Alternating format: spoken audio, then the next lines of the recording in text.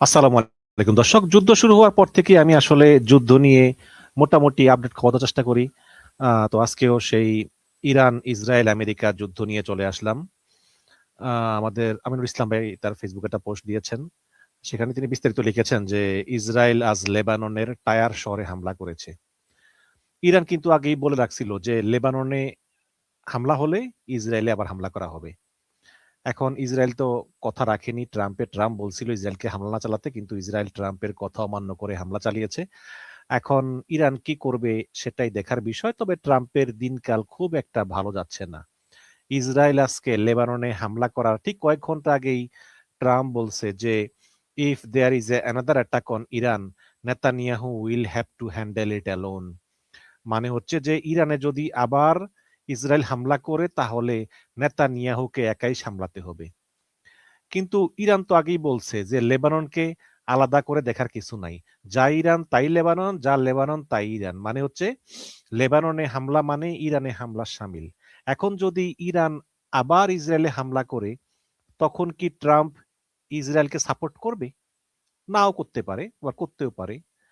তবে রয়টার্স আজকে breaking news করে জানিয়েছে যে Iran launched A missile attack on Israel A couple of days ago and the United states did not intercept a single one of them. মানে Iran 2 দিন আগে ইসরায়েলে যে মিসাইল হামলা করেছে, আমেরিকা তার একটাও ইন্টারসেপ্ট করে নাই। এখন প্রশ্ন হচ্ছে যে তাহলে আমেরিকা কেন আগের মতো ইরানের মিসাইলগুলো আকাশেই ধ্বংস করে দেওয়ার চেষ্টা করে নাই? ভূরাজনীতির এই যুগের পথপ্রদর্শক অধ্যাপক মেইর সেইমার আজ জাজ নেপোলিতিয়ানোর শোতে এসে বলেছেন যে আমেরিকা 3 দিন আগে কুয়েতের এয়ারপোর্টটা রক্ষা করতে পারে নাই। এখন যদি ইসরায়েলকে বাঁচাতে যায়, তাহলে মধ্যপ্রাচ্যে যে যে 2-1টা দেশ এখনো আমেরিকার পক্ষে আছে, তারাও কিন্তু দূরে সরে যাবে। আপনাদের জানিয়ে রাখি যে ভূরাজনৈতিক বিশ্লেষকরা মনে করতেছেন যে গালফ কান্ট্রিগুলোর মাঝে এই মুহূর্তে বিভক্তি চরম পর্যায়ে পৌঁছেছে। মার্কিন বিশ্লেষক তিত্রা পার্সি আজকে বলেছেন যে Saudi Arabia, Qatar and Oman are on one side, while the UAE, Bahrain and Kuwait are on the other side. মানে সৌদি আরব, কাতার এবং ওমান এক পক্ষে আছে, আর আরব আমিরাত, বাহরাইন এবং কুয়েত আছে আরেক পক্ষে। মানে পার্সি যা বলতে চেয়েছেন সেটা হচ্ছে যে সৌদি আরব, কাতার এই দেশগুলো আপাতত একটা মধ্যপন্থা অবলম্বন করেছে। এরা আমেরিকা বা ইরানের সাথে একটি ভারসাম্যপূর্ণ সম্পর্ক বজায় রাখতে চাইতেছে। অন্যদিকে কুয়েত, আরব আমিরাত এবং বাহরাইন পুরাপুরি আমেরিকা এবং ইসরায়েলকে সমর্থন করছে, যার কারণে এদের মাঝে বিভেদ দেখা দিয়েছে। গত সপ্তাহে আমেরিকা যখন ইরানের মূল ভূখণ্ডে হামলা করেছিল, তখন ইরান কিন্তু এই দেশগুলোতেই হামলা করেছে, মানে কুয়েত এবং বাহরাইনে। তাহলে বুঝে নিন যে এই দেশগুলোর মাঝেও ইরান বিভক্তি তৈরি করতে সক্ষম হয়েছে। মানে এই ইরানের কারণে এখন এই গালফ কান্ট্রিগুলোর মাঝে চরম বিভক্তি। এবং সবচাইতে বড় ব্যাপার হচ্ছে যে আমেরিকা এবং ইসরায়েলের মাঝে সম্পর্কের অবনতি হচ্ছে খুব দ্রুতই। আজ ইসরায়েলের বিখ্যাত পত্রিকা হারেজ এর কলামিস্ট গিডিয়ান লেবির ইন্টারভিউ নিয়েছে আল জাজিরা। তাকে জিজ্ঞেস করা হয়েছিল যে ইসরায়েলের জনগণ এই যুদ্ধকে এই পর্যায়ে এসে ঠিক কিভাবে দেখতেছে। তো গিডিয়ান লেবি বলেছেন যে people are asking what did we gain from this war, now we have no allies left. মানে হচ্ছে ইসরায়েলের জনগণ প্রশ্ন করতেছে যে আমরা কি পেলাম এই যুদ্ধে, এখন তো আমাদের আর কোনো মিত্র নাই, কোনো বন্ধু নাই। তিনি আক্ষেপ করে বলেছিলেন যে একমাত্র আমেরিকাই ছিল ইসরায়েলের প্রকৃত বন্ধু।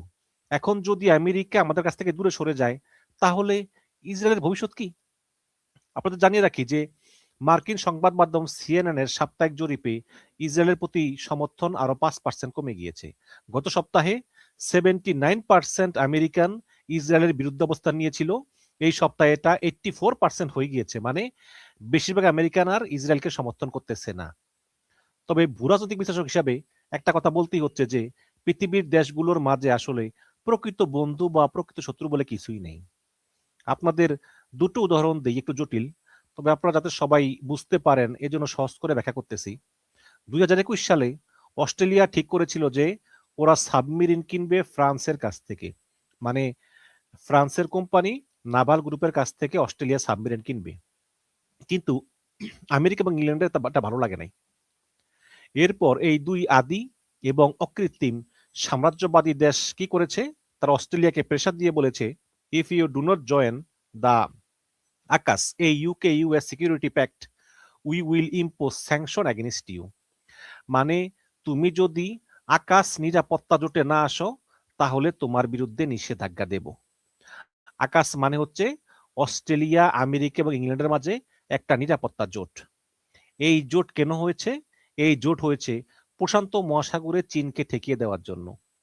অস্ট্রেলিয়া শেষ পর্যন্ত ফ্রান্সকে না জানিয়ে আমেরিকা এবং ব্রিটিশ কোম্পানির কাছ থেকে সাবমেরিন কিনতে বাধ্য হয়।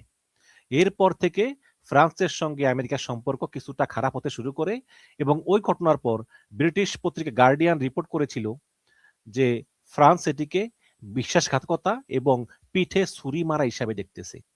আপনার জানিয়ে রাখি যে ওই ঘটনার পর ফ্রান্স কিন্তু অস্ট্রেলিয়া এবং আমেরিকা থেকে রাষ্ট্রদূত পর্যন্ত প্রত্যাহার করেছিল। তো এই যে ডিপ স্টেট নিয়ে আলোচনা হয় না, ওটা ছিল ডিপ স্টেটের একটি অংশ। আমেরিকা এবং ব্রিটিশ কোম্পানিগুলো তাদের সরকারকে চাপ দিয়েছিল যে অস্ট্রেলিয়া কিন্তু ফ্রান্স থেকে কিনতেছে, কাজে তোমরা কিন্তু এটা ঠেকাও, আমাদের কাছ থেকে কিনতে বাধ্য করো। এবং এই কোম্পানিগুলো এত প্রভাব যে এরা চাইলে সরকারকেই ফেলে দিতে পারে। তাই আমেরিকা বাধ্য হয়ে তাদেরই মিত্র রাষ্ট্র ফ্রান্সকে পিছন থেকে ছুরি মেরে দিয়েছে। আরেক মিত্র রাষ্ট্র অস্ট্রেলিয়াকে ভয় দেখিয়েছে যে নিষেধাজ্ঞা দিয়ে দিবে। এর ফলে অস্ট্রেলিয়া বাধ্য হয়ে আমেরিকার কাছ থেকেই এই সাবমেরিন কিনতে বাধ্য হয়েছে। তো এই ডিপ স্টেট নিয়ে পরে বলা যাবে। আবার যেমন ধরেন যে এখন ইরানের সঙ্গে রাশিয়ার সম্পর্ক অনেক ভালো, কিন্তু এই সম্পর্ক সবসময় কিন্তু এত ভালো ছিল না। 1979 সালের আগে, মানে ইসলামিক বিপ্লবের আগে, বরং ইরানের সঙ্গে আমেরিকার সম্পর্ক ভালো ছিল আর রাশিয়ার সঙ্গে ছিল খারাপ সম্পর্ক। সোভিয়েত ইউনিয়ন আমলেও রাশিয়ার সঙ্গে ইরানের সম্পর্ক তেমন ভালো ছিল না। তাছাড়া ঐতিহাসিকভাবেই এই দুই দেশের মধ্যে দ্বন্দ্ব ছিল। যেমন ধরেন ইরান মনে করে আজারবাইজান পার্সিয়ান সভ্যতার অংশ, কিন্তু সেই আজারবাইজান আবার সোভিয়েত ইউনিয়নের অংশ হয়ে গিয়েছিল। মানে নানান সব ব্যাপার স্যাপার আছে। কিন্তু 1979 সালের ইসলামিক বিপ্লবের পর থেকে ইরানের সঙ্গে আমেরিকার সম্পর্ক খারাপ হয়ে যায় আর রাশিয়ার সঙ্গে সম্পর্ক দিন দিন ভালো হতে থাকে। কাজেই পৃথিবীতে বন্ধু রাষ্ট্র কিংবা শত্রু রাষ্ট্র ব্যবহার না করে আমরা এলাই শব্দটা বেশি ব্যবহার করি আর কি, মানে সহযোগী দেশ। যাই হোক, এখন আমেরিকা এবং ইসরায়েলের সঙ্গে যে সম্পর্কের টানাপোড়েন দেখা যাচ্ছে, আমার মনে হয় ট্রাম্পের আমলে এই সম্পর্ক আরো খারাপ হয়ে যেতে পারে। আমেরিকা জানে ইরান যুদ্ধে আমেরিকা কিছুই পাবে না, এটা একদম নিশ্চিত করেই বলা যায়। আমেরিকার সাধারণ নাগরিকদের কাছে ট্রাম্প একজন পরাজিত প্রেসিডেন্ট হিসাবে বিবেচিত হবে এবং ট্রাম্প অবশ্যই এর দায় নেতানিয়াহু এবং ইসরায়েলের উপর চাপিয়ে দিতে চাইবে। তাহলে দেখেন ইরান যুদ্ধে কিভাবে পুরা মার্কিন সাম্রাজ্যবাদ হুমকির মুখে পড়েছে। ওদের যে হেজিমনি, এটা এতটাই কমতে শুরু করেছে যে আরব দেশগুলো ওদের কথা শুনতেছে না, এমনকি ইসরায়েলও শুনতেছে না। ভবিষ্যৎ পৃথিবী হয়তো মাল্টিপোলার, মানে বহুকেন্দ্রিক হবে। চীন যেখানে একটা বড় ভূমিকা রাখবে, আবার রাশিয়া বড় ভূমিকা রাখবে। ইসরায়েলেরও বুঝতে পারছে যে সমস্ত বিশ্বে মার্কিন প্রভাব কমতে শুরু করেছে। এই কারণে ইসরায়েলও ট্রাম্পের কথা আর শুনতেছে না। নাহলে ট্রাম্প যেভাবে বলেছে যে আমি সব, নেতানিয়াহুর ক্ষমতা নেই আমার উপরে কথা বলার, আমি সিদ্ধান্ত নেই, নেতানিয়াহু না। কিন্তু এখন দেখা যায় যে ইসরায়েলও আমেরিকাকে গুনতেছে না, সব সিদ্ধান্ত নেতানিয়াহু নিচ্ছে। এই যে ট্রাম্পের কথা অমান্য করে আজকে ইসরায়েল লেবাননে আবার হামলা করেছে, আমেরিকার কথা না শুনেই কিন্তু ওরে হামলা করেছে। কারণ ট্রাম্প 1 ঘন্টা আগেই বলেছিল যে ইরান এবং ইসরায়েল আমায় কথা দিয়েছে যে অন্তত 1 সপ্তাহ কেউ কাউকে হামলা করবে না, অথচ ইসরায়েল হামলা করলো। তার মানে ইসরায়েল এক অর্থে ট্রাম্পকে রীতিমতো অপমান করেছে নেতানিয়াহু। অধ্যাপক মের সীমার আজকে বলেছেন যে আমেরিকার ইতিহাসে আর কোন প্রেসিডেন্ট অন্য কোন রাষ্ট্রনেতার কাছে এইভাবে অপমানিত হয়েছেন কিনা সন্দেহ আছে। এখন আপনি প্রশ্ন করতেই পারেন যে এরপরও কেন আমেরিকা ইসরায়েলের পক্ষ ছাড়ে না? ওই যে ডিপ স্টেট, কারণ ইহুদি বিলিয়নিয়ার লবিস্টদের কাছ থেকে টাকা নিয়েই কিন্তু আজকে ট্রাম্প ক্ষমতায় এসেছে। এখন ওই লবিস্টরা এতই প্রভাবশালী যে এরা ইচ্ছা করলে সরকারও ফেলে দিতে পারে এবং ওই লবিস্টদের কারণেই মার্কিন সরকারগুলো চাইলেও অনেক সময় নিজেদের মতো করে সিদ্ধান্ত নিতে পারে না। এটা শুধু আমেরিকাই না, এটা আরো ইউরোপের অনেক দেশের ক্ষেত্রে কিন্তু প্রযোজ্য। এখন প্রশ্ন হচ্ছে যে ইরান কি তাহলে আজ রাতে ইসরায়েলে আবার হামলা করবে?